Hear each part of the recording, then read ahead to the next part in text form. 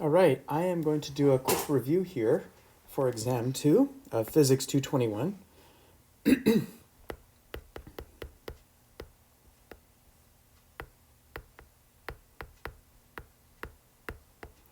And as you remember, hopefully, we started out with dealing with resistive circuits. And we got to the point of doing combination parallel series, which usually I had maybe 3 resistors in some sort of a configuration, maybe like this. And then they were getting powered by a battery.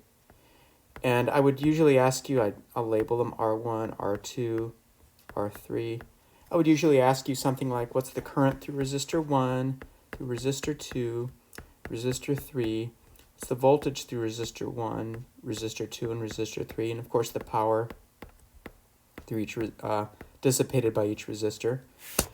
And I'd also perhaps ask, what is the equivalent resistance?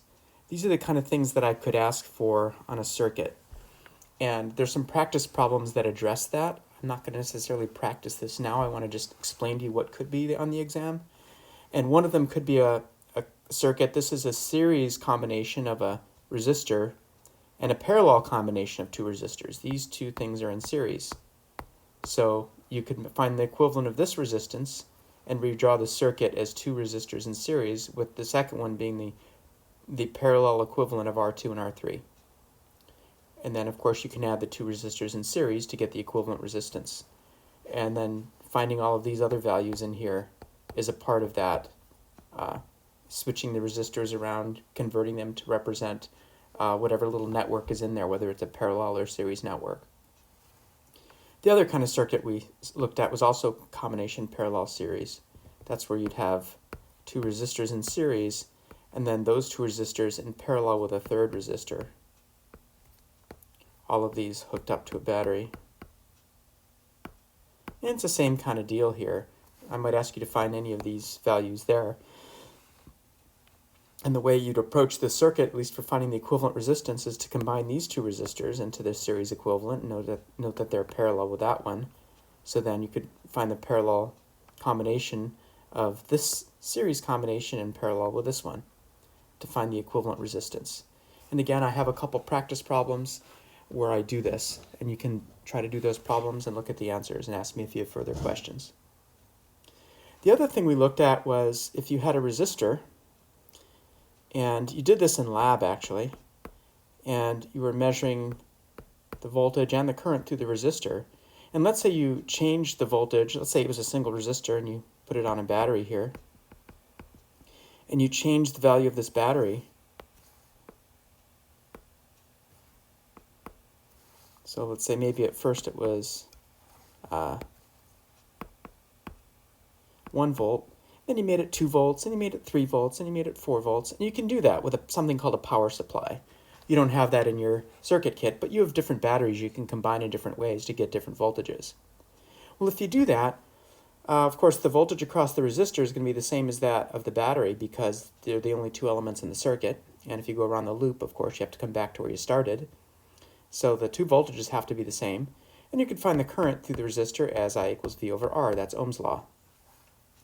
So what's interesting is the characteristic known as the IV curve, where the current is plotted on the y-axis of a graph, and the voltage is plotted on the x-axis of a graph. Now for a resistor, this is always going to be a linear function. In other words, as you increase the voltage, you're going to increase the current, and that's going to be done in a linear fashion. And the resistance of this circuit is always going to be equal to 1 over the slope of the IV curve. All right, so a big resistor is going to have a really small current for a given voltage, whereas a small resistor, which I'll do in a blue line, small resistor is going to have a much steeper IV curve than a big resistor, because the resistance is the inverse of the slope when it's graphed with the I on the y-axis and the V on the x-axis. We talked about this a little bit for a battery too. A battery is designed to maintain a constant voltage. So actually, I'll draw this in black. So an ideal battery would always provide the same current, the same voltage, no matter how much current is being put on it. In other words, no matter how small a resistor you put on that battery, you attach to that battery, it's going to give you that same voltage for the ideal battery.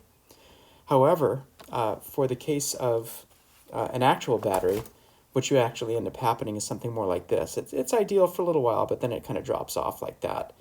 So as the current gets much, much larger, the voltage goes down. And that's what this part of the curve will represent for a battery. We also talked about it for a solar panel, so this is battery. Something like that. For a solar panel, because of the physics of how a solar panel works, it's actually designed to produce a constant current no matter what the voltage is, so it operates in a different way than a battery. But at some point, when the voltage is big enough, the current's actually going to drop off. So this is a solar panel here. That's the IV characteristics of a solar panel. The IV characteristics tell us a lot about the circuit, so that's why this graph is something that's often used. The main thing I want you to know of is really the resistor, but you did see something about it in the lab for a battery too. There was a battery lab where you saw that the voltage of the battery dropped as your current got bigger. Okay, so the IV curves is something else we talked about. We started talking about charges. We talked about the fact that positive charges or opposites attract. So if you have a positive charge and a negative charge, they're going to pull towards each other. That's a fairly fundamental law there. And we talked about how big that force is. That's what we'll talk about in a moment here. And if they're the same, of course, they'll be repelling each other. Same for two negative charges are also going to repel each other. But we also talked about the fact that a positive charge is going to be attracted to an object that's neutral. There's going to be an attraction here because even in a neutral object, if it's an insulator, you'll have the charges realigning themselves such that the negative sides of, the molecules will realign themselves such that the negative sides of the molecule will face towards the positive side of the object. So the negative, to the positive object here, it looks like there's a little bit more negative than positive, which will result in a weak attraction. If it were a conductor, and you had a positive charge object near it, the charges on the conductor, the negatives are actually going to be able to migrate completely over here. It's not just the molecules flipping. The negatives they're able to move around. So they're still on the conductor, but they're right on the surface of it. They're as close as they can get to this object. So conductors will tend to be attracted much more to charged objects. But both conductors and insulators will experience, if they're neutral, this is a neutral insulator. And this one over here is a neutral conductor. They'll still experience attractive forces because of these realignment of the charges. All right, so that's something about both conductors and insulators. In a conductor, the charges are completely free to move around. In an insulator, they're not, but they can rearrange themselves at least at the level of a molecule. So there's still some rearrangement happening with insulators. And you'll actually see this in a lab that you're going to do in a couple of weeks. You'll get to see it on video and do it yourself as well if you have some of those materials. So when you bring a conducting object near a charged object, basically, when you bring a conducting object near a conductor, let me reframe that. When you bring a positively charged object near a conductor, the charges on the conductor will realign themselves like this. So even if it's a neutral conductor, you'll have something like this happening. So at first there's nothing happening, and then as you bring this closer to this, you get the negatives going over here and the positives going to the other side.